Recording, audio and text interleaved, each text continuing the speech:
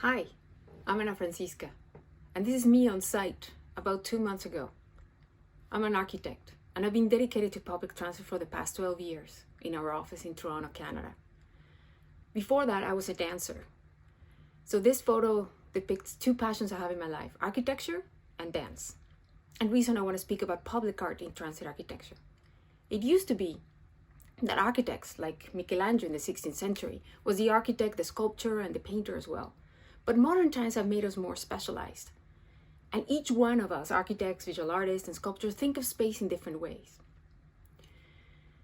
More and more municipalities are dedicating one part of their budget to have a visual artist participate in large public infrastructure projects such as transit. As in a shotgun wedding, artists joined the group of designers to do these public facilities. And why? Well, because art matters. It matters because it fulfills a role that nothing else can. It can provoke, it can incite, it entertains, it connects us. Does it have the cure to the pandemic? No, but that's not the point. But it can make us think different. It can help us process. As designers, our priority is to keep you safe, but also to connect you, and not only to the destination, but to your city, to your community, and get you out of your single-use vehicle and be able to be part of these facilities and use these common places. Like in this tunnel, for instance, if the artist wouldn't have thought of all this tile design, your experience would be so different. You wouldn't notice it. But every time you go through that space, it makes it different. It moves with you. Brings a very different dimension. In Mexico City, where I'm originally from, well, transit is maximized. Like in this part of the corridor, there's a spontaneous program dance class, and you may just choose to dance or meet someone. You can also take English classes, you can access internet, there's libraries. There's many uses that take place in these facilities. In Taiwan, there's this incredible dome, and more performances take place there. And so you can just go by and listen casually or stop. They also rent it for weddings, which adds revenue to the transit agency. And it may not only be in the facility, but it also might be in your transit card.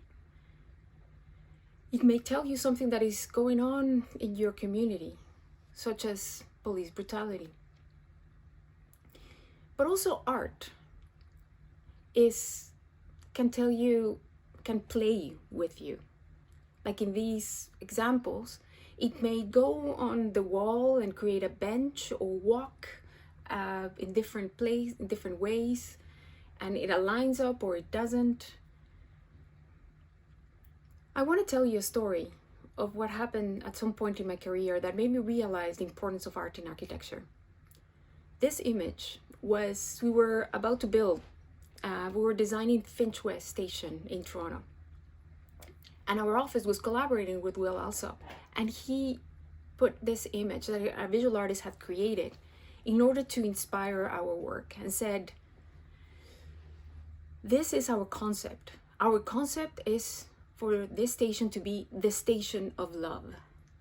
Of course, the engineers from the transit agency and everyone was confused. Well, they wanted to know where the electrical rooms were, where the passenger circulation was.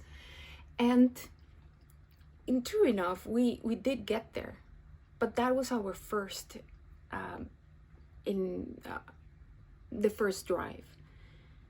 And one part of the subways are the substations. These giant transformers are the lifeline of the subways. And it was very difficult to know where to locate it. So we decided to put it on the second floor. So it wouldn't be at grade, because it's a large industrial building. So we put it on the second floor. And that's when the public artist, Bruce McLean, came and joined the team. He had been selected to be part of the design of this station, and he said, I want to create a family of objects lifting this red box onto the second floor. Eventually, his art evolved into Minorcan columns. He was inspired by these columns from ancient times on the south of Spain. And he worked with the engineers to make these capitals, which create a very different experience of the space. And nowadays we have Finchua Station up in the air with a flying beam of a substation and a public realm that is transparent at grade. His art became part of the engineering and also of the architecture. So if you want art in public facilities, get an artist and get them early. Make them part of the team and participate in all the different areas.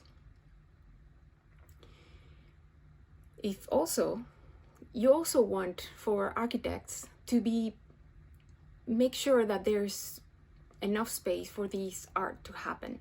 So for instance, double height spaces, you need the participation of all the different designers in order to make space for not only art, but also our daily commute, to make something ordinary extraordinary. Yes, there's many reasons why this shouldn't happen. The things that stop us, egos and budgets and the perception that it's superficial. But it's worth it. It's an investment. It would attract ridership. It can make transit spaces much more flexible. So let's embrace and bring diversity onto the design team. And not only in the design, but also the construction and the maintenance and the operations. Different ways of thinking that can enable us to make our space more and more inclusive. So, if you were doing a station, what would it be? Would it be a station of love or what? Thank you.